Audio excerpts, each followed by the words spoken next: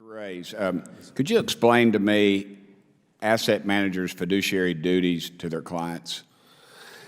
Again, maximize shareholder value, shareholder profit or return. And again, just to follow on the last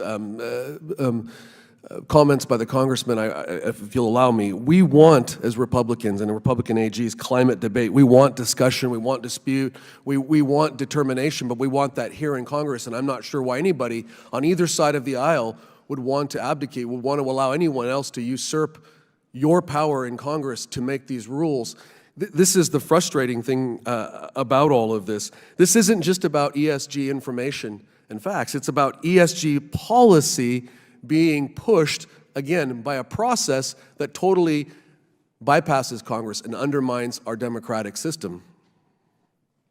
And let me say this, Congressman, if the policies that we're talking about are so self-evident and so popular, has been referenced before, with the American people, let them stand on their own merits here in Congress. Let them be passed into law.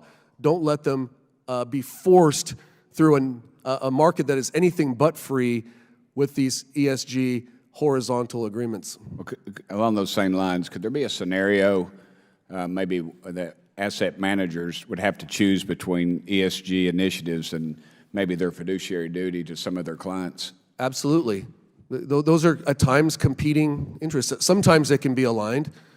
Sometimes you can have social good, you can have stakeholder capital along with shareholder capital all aligned, but at other times they're definitely in conflict. Well, what kind of risk could these clients face if some of these asset managers perhaps would choose an ESG policy over maybe a financial return?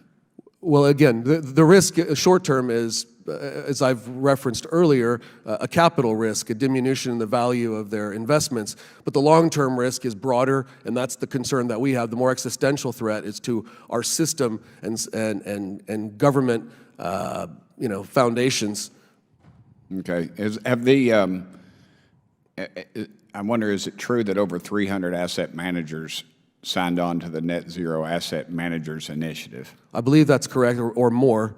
Okay, and do they control, I think, over $59 trillion possibly in assets? AUM, I believe that's right. I think that was in my written statement. I believe that's correct. Yeah. All right. And are you also aware that the largest asset manager in the world was BlackRock, and they signed on to the NZAM initiative? They did, and if you add State Street and Vanguard, it's about $26 trillion in assets, which is more than the U.S. GDP. Yes. Right. One of the initiatives, the NZAM, is to achieve zero emissions by 2050 in accordance with the Paris Agreement. Is that accurate? Yes, sir. Okay.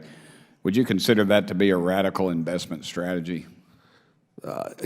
Yes, sir. Given the I realize radical's a little strong, but the lack of certainty that this would even become a law, that there are going to be requirements.